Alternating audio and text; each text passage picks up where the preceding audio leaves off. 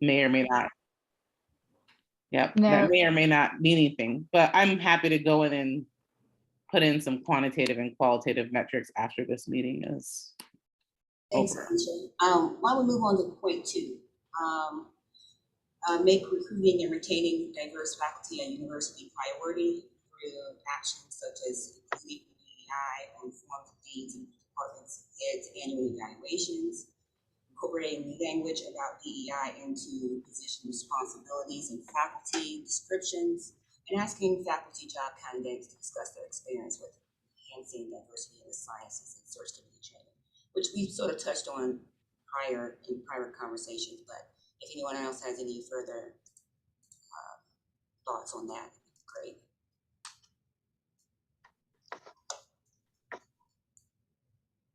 So I can tell you that on our campus, UNC Charlotte, we have at least a nominative priority of recruiting diverse faculty.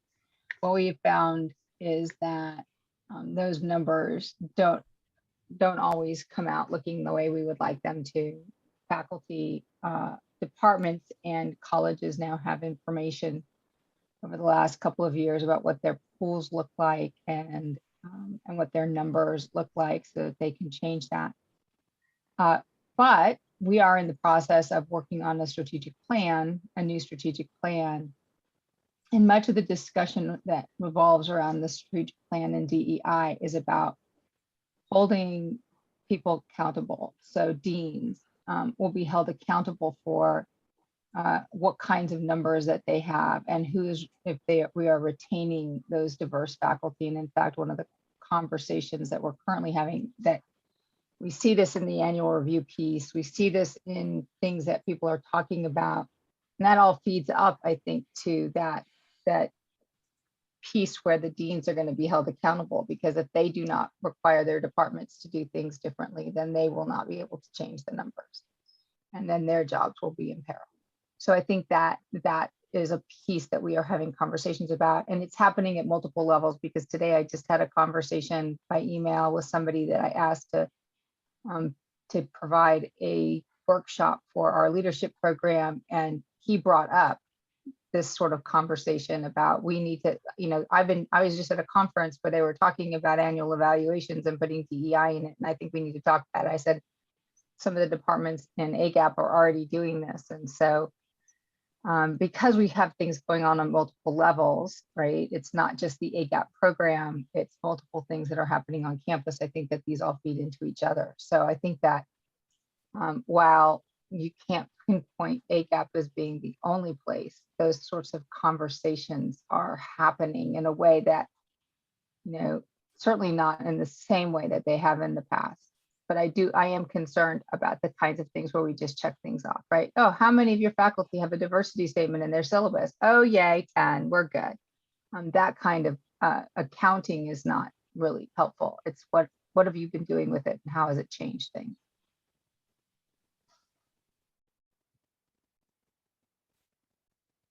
Adriana, you had your hand up. Thanks. Yeah, no, the only thing I would add in here is there's a lot of good work on other ways that are important to do this work and making it a priority, in terms of the hiring, but just things like, and you just may not have gotten this level of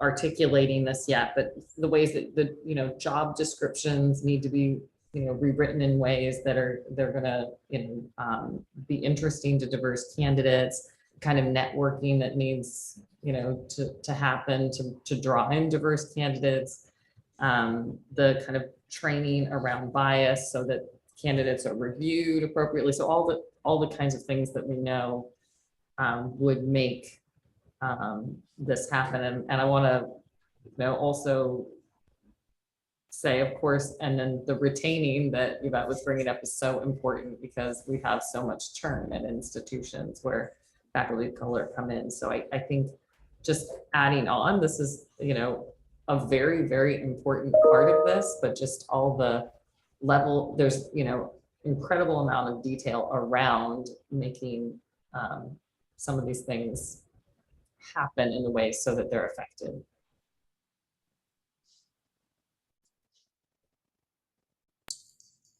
Okay, we're gonna move on to institutional level.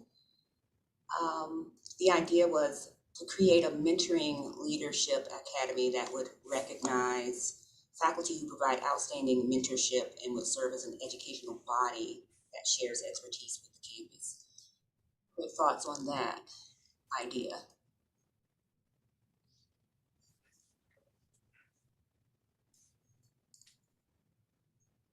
I really like that idea. I think it would be a great motivator.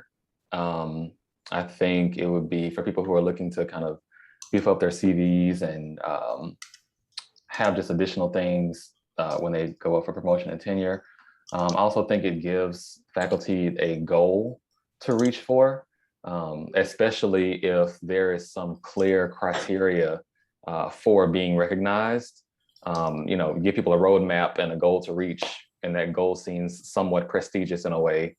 I think that might be a good path to see people who are at least interested in improving their mentoring abilities kind of rise to the occasion and also become champions for that in the institution. So I think that's a great idea.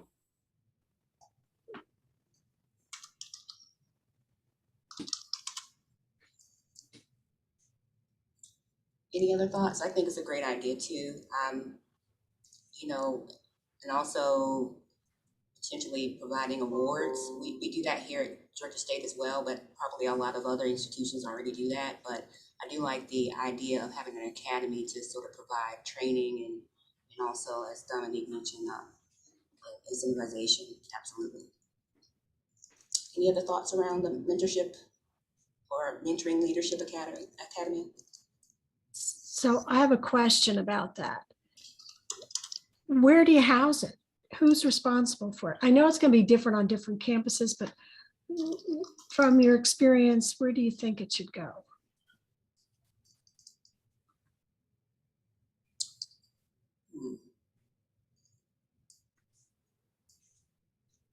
That's a very interesting question. I don't know that I have the answer for it.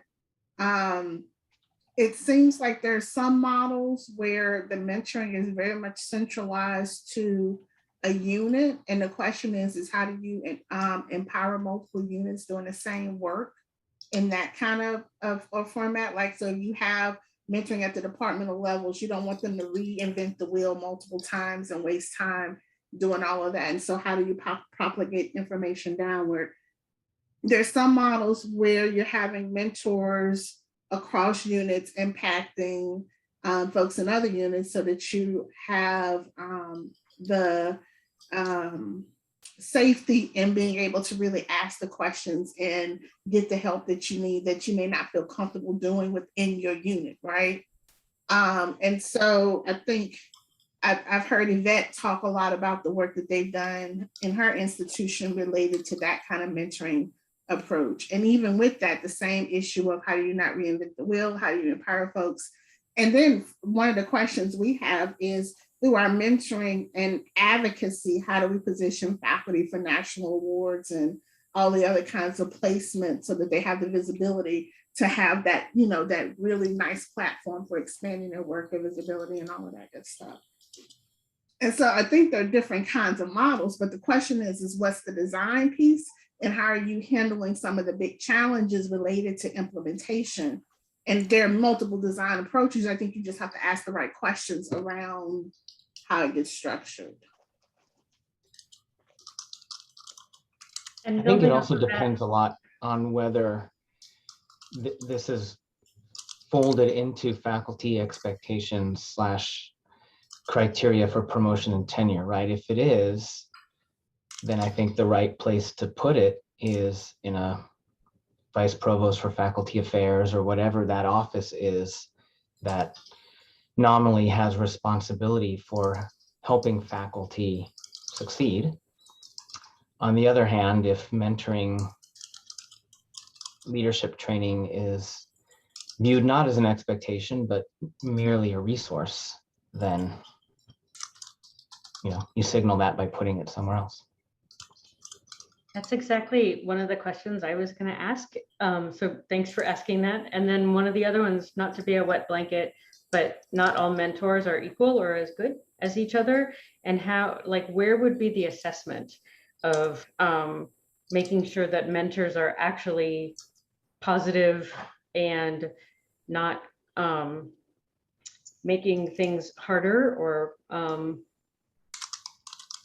in a way that might affect students of color. So just because someone goes through training doesn't mean that they're gonna be a great mentor. And just because there are awards possible doesn't mean that they're going to get them. So how, you know, like, not that I'm a huge fan of student assessments of faculty, but there probably should be some way to assess the mentors and some way to assess whether they're perceived by those who they've mentored or by the community of students as someone who they would wish would be a mentor. Yeah, I think that's, go oh, ahead. please. I think that that's really important, but I also think a multi-mentor model helps with some of that. So the reality of it is that there's sometimes when we have allies and folks who want to be supportive, who have great skills at it, and there's some that are developing their skills, and yet they're there and they want to be there. And I'm often concerned about how we treat those individuals who are developing their skills, right? How do we help them to get better at what they're doing without alienate them and without penalizing them for mistakes? But at the same time, making sure that students have multiple mentors that they're accessing. And that doesn't excuse bad mentoring, but I am very conscious of how do we handle the resources that we have and the folks who are interested in taking developmental approaches as we're doing all of this, which kind of leads back to how are we training our mentors too, and giving them feedback as they're moving along. Dominique, I interrupted you. I hope you still. No, it's fine. I think the student evaluation piece is going to be valuable. And to Lisa's point in the chat that, you know, students may be cautious of giving difficult faculty ratings, especially people of color. I think for the purposes of the what do we call it? The Mentoring Leadership Academy. One approach could be to design it so that you reward faculty who are doing well.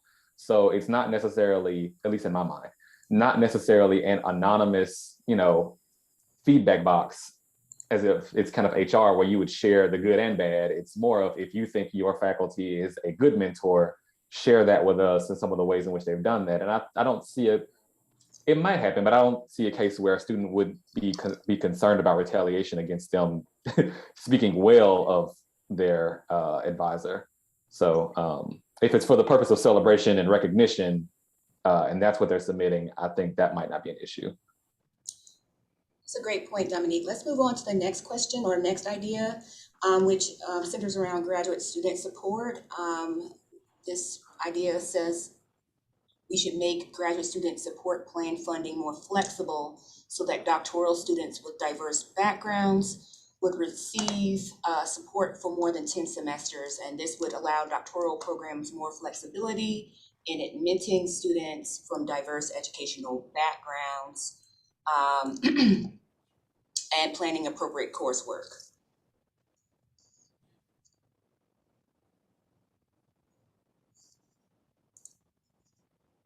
Any thoughts around that? About making support funding more flexible?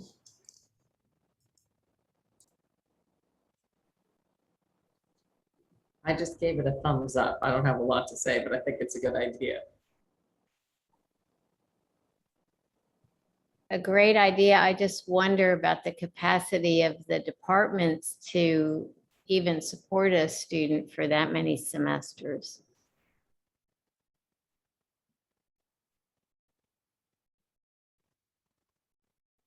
I'm concerned whenever I see funding that is again, how do we integrate this into normative practice? So if we're doing holistic admissions at the graduate level, and we're advocating for really holistic approaches for identifying talented students or students with potential, then we need the flexibility in general to support those students. But if that flexibility is tied to a minority status, then that positions any of that support and any of the activities you do with those students as an intervention for a weak student, which has its own set of connotations and negative outcomes, potentially negative outcomes, often negative outcomes. And so if the game is to recruit students holistically, then I think we need to have holistic approaches to training them. And the holistic approach would have flexibility, and it would not be tied just to minority status, but it would be tied to supporting exemplary students with talent.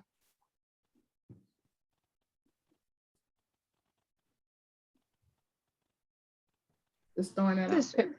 This is fairly specific to a particular campus, and I will tell you that on our campus, that no one makes any guarantees for 10 semesters.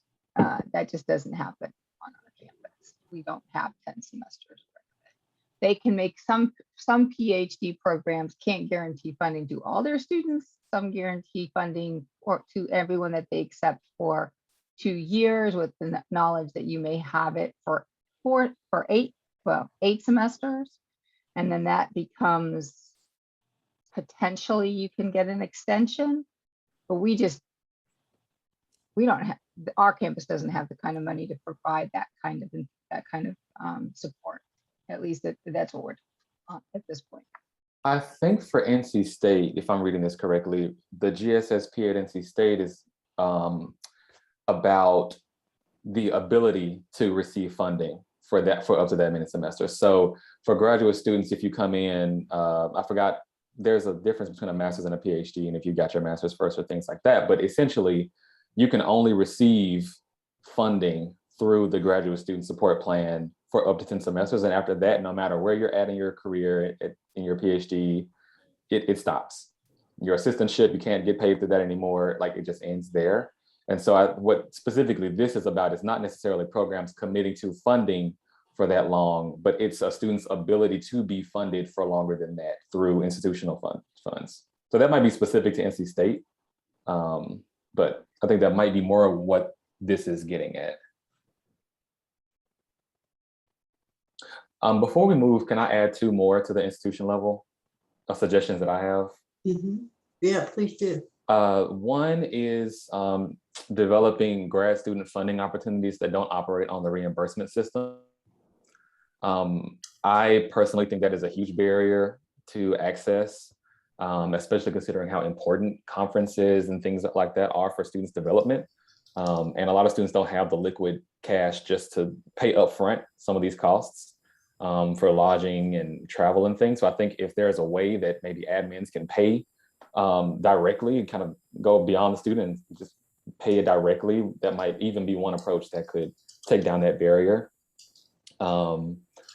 And another one is, this would need to be a little more fleshed out, but I'm thinking engaging with Faculty Senate in some way to kind of gain buy-in from that body, and also to generate some interdisciplinary sense-making opportunities, and see what might work across the board, or just kind of see how that plays out in that space.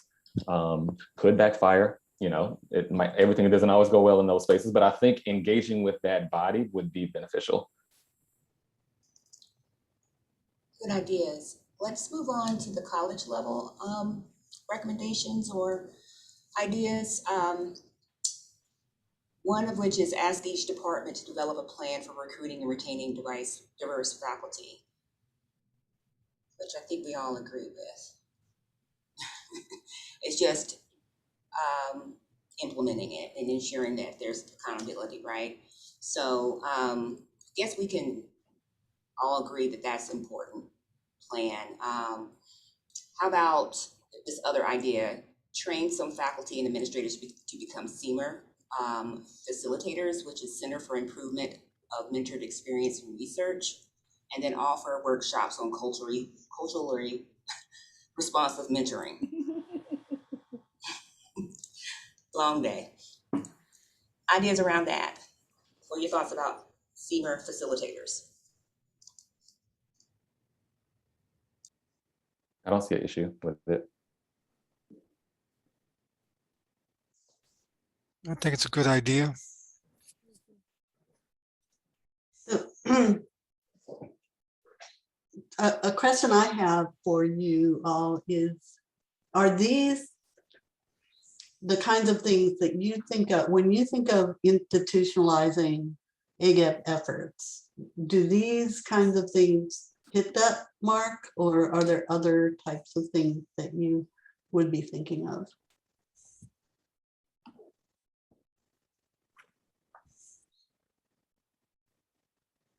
I think they hit the marks. I just think there needs to be thought about which level is appropriate for each of these things to happen at.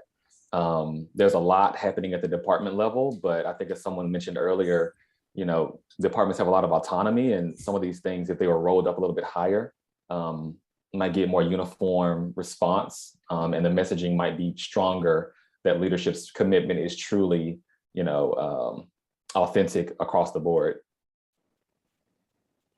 Yeah, and I would agree with you, Dominique. I think, for example, in the college level number 1, asking the department to develop a plan is fine.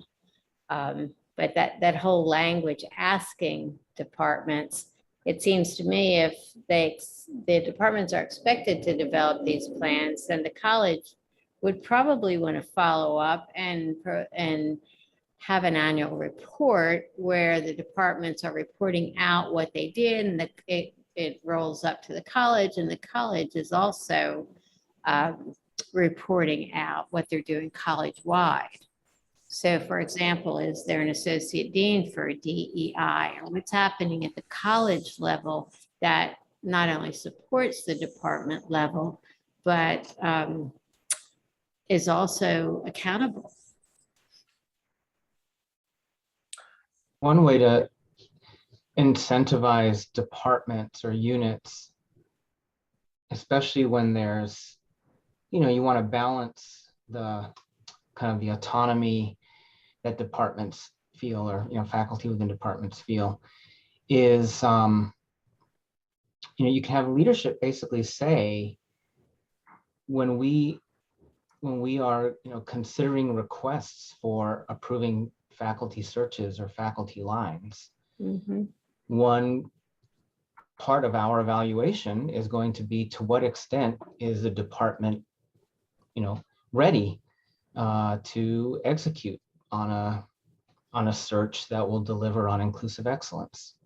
And one measure of that is to what extent has the department developed a faculty diversity plan.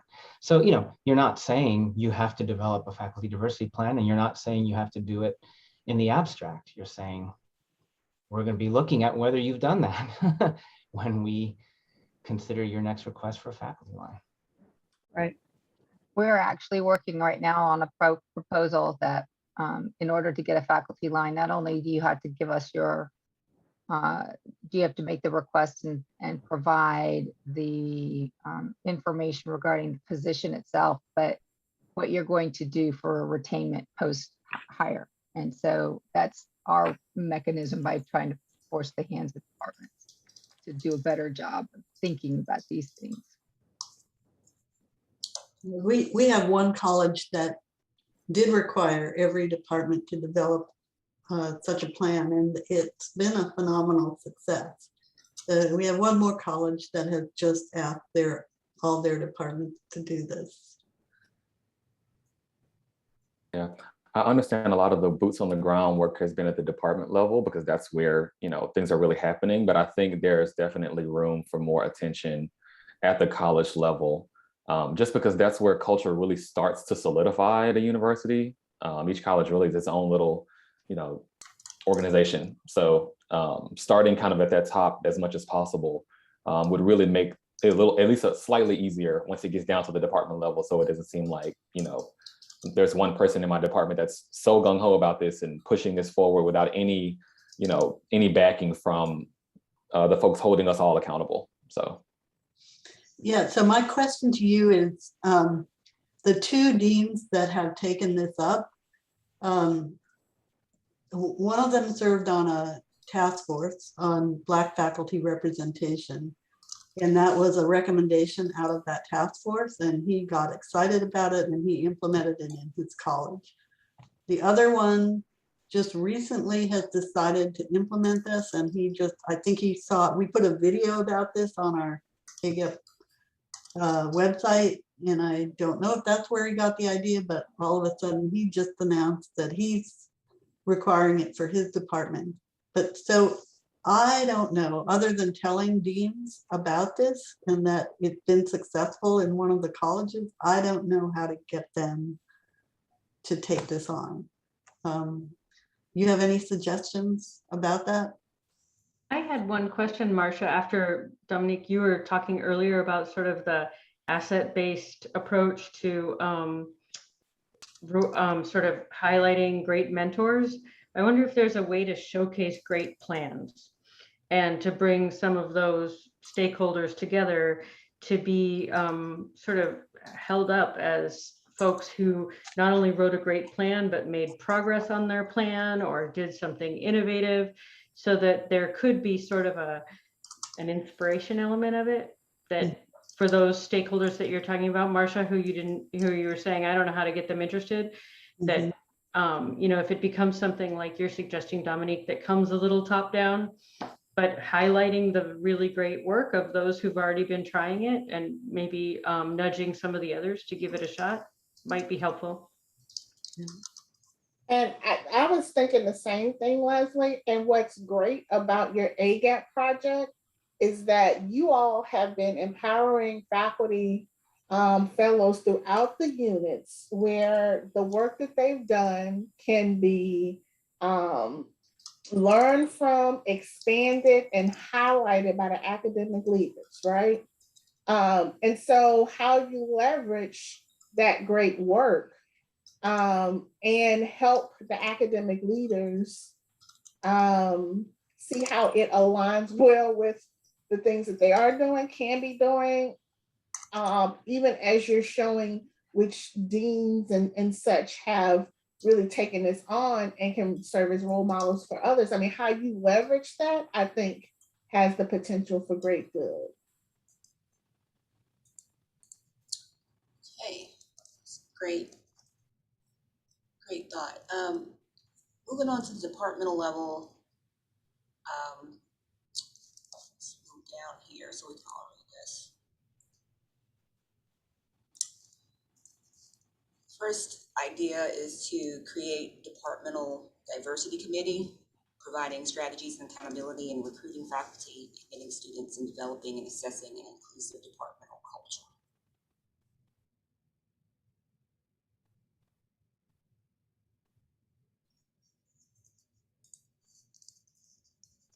My only thought about this committee is that if they have no power, then they really can't hold people accountable to anything. It'll either turn into a committee of people who cycle through the committee and just check the box that they did it, or it will become a people who are passionate about it, sure, but the most they can do is make strong recommendations, and then the faculty have the autonomy to either do it or don't. And then also just being thoughtful about the composition of the committee. So one, tapping the people who are already doing this work a lot, or tapping people who, depending on, like, you know, assistant professors who are on the tenure track. I've seen issues with this when they're, you know, sometimes they're the ones who are the most interested, and then there can be issues when it comes up to promotion and tenure time for them as well. So thinking about the composition. Great point. How about a peer mentoring program for doctoral students within the department for Black, Latinx, and American Indian students across peer departments at other institutions?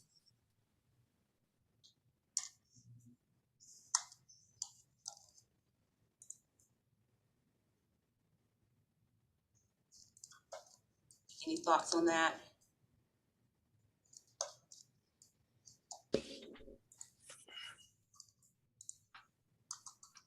I just had one thought when I first saw that, which is that I think it would be important that Black, Latinx, American Indian students have peers within their peer mentors within their departments too. Usually usually the mentors, if they could connect with somebody who's older, with more senior within the department, often that would be a white person. I think it would be a shame if they were kind of pigeonholed in a category where they have to have a mentor who has to be from another institution to match on identity group. I mean, so maybe both things could happen for people who can't have people of color who can't have a person from the same group within the department, because I do think that it's very useful to have somebody in the department who knows a little bit more than you and who can be your sponsor and advisor.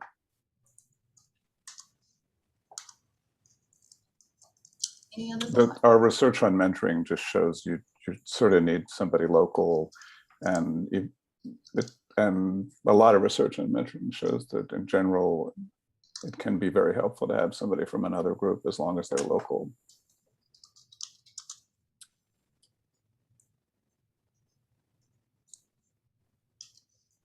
Okay. So next idea is change advising of incoming students to better tailor their plan of work based on their previous preparation. Have students work with advisors to prepare individual development plans and update these on a regular schedule.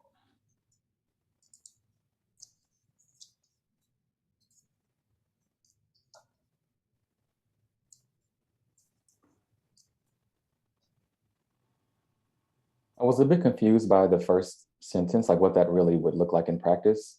To me, it read like essentially focusing on using, electives and extracurricular, or really electives, to kind of bring students up to speed in weaker areas. I'm not sure how you would tailor a plan of work, like really customize one if there's a curriculum kind of to follow a core curriculum, other than doing that.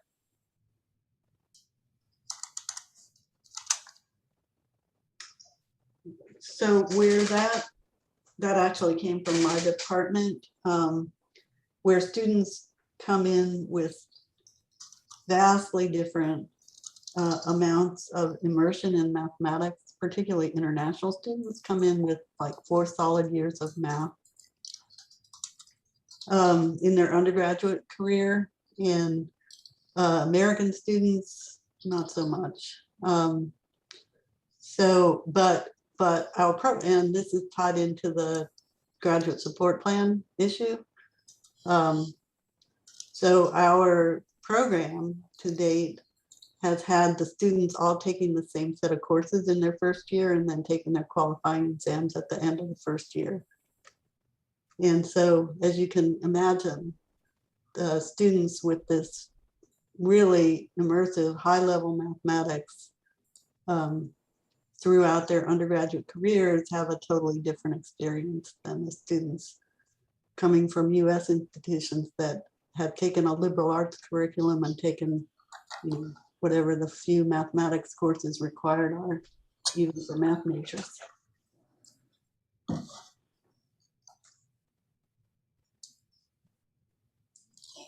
Any other thoughts? We're about to run out of time.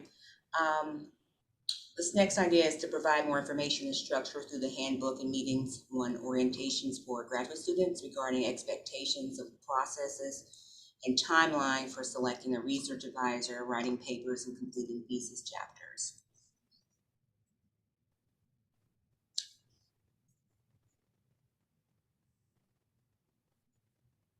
Which in my mind should already be available in most departments, right? But I guess more explicit or more detailed may be appropriate. Any other thoughts on that?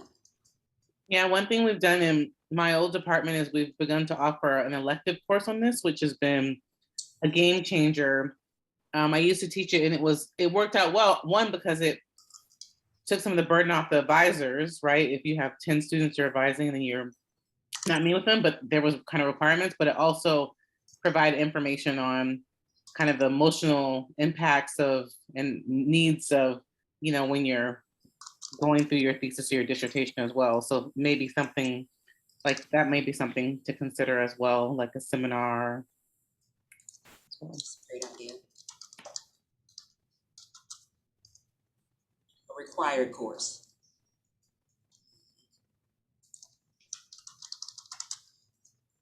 Right.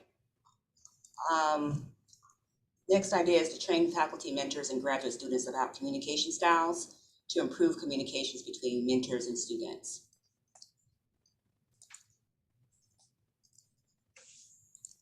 I'll just say the workshop that was presented the first year of this was so good. I use it all the time. I go back and have found it really useful. My students have found it useful. So, I mean, I don't know. I mean, the NIH workshop was just so good on communication styles. So I don't know what to do with that, but I thought it was really, really useful. Something that more should have access to.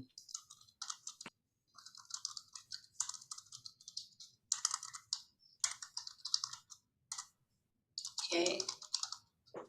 Any other thoughts on that?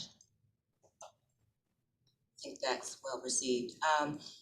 Develop relationship with corresponding department and other institutions where faculty have adjunct status at the other institution and students can attend seminars at both institutions.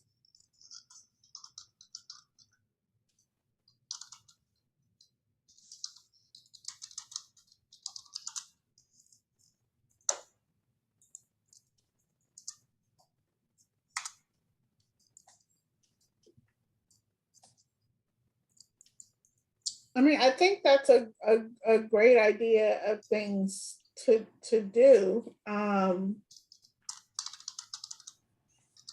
Usually the biggest challenge is communication of what's available, right? So we often operate in such silos, like who's on the email list and who's not on there. We're going to send it to in the interest of being productive and effective. We have straightened structures. So it's usually not an exclusionary, at least my experience has been, it's less about excluding people and more about how do you expand beyond just your normal processes, right? I don't know if someone else has different ideas, particularly around that bullet point.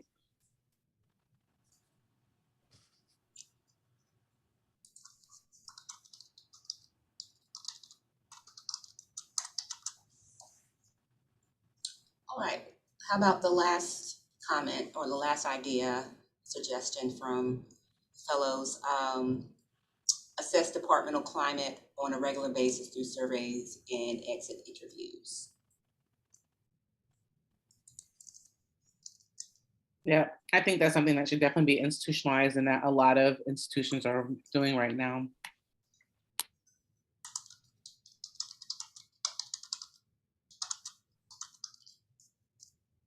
As long as there's intentionality around design and, you know, solid survey design and how those data are going to be used, I think that's a great idea.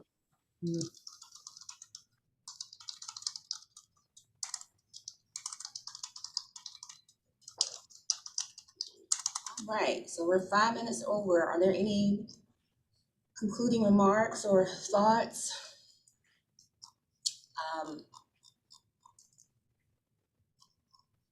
From any of our advisory board members?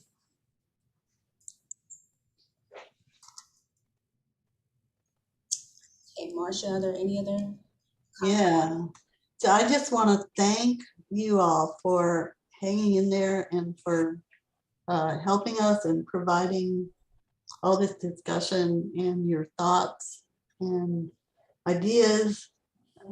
It's so helpful to have these discussions with you. All right, so I have my notes and I know someone else was taking notes. Thank you for that. I'm going to go through and edit my notes and add those to the Google Doc, Marcia, and so that you'll have all that But thank you all for your service today, and thank you for a great session, Marcia, and thanks for all the great work that you're doing on DEI. Thank you. Right. Bye, everyone. Have a great evening.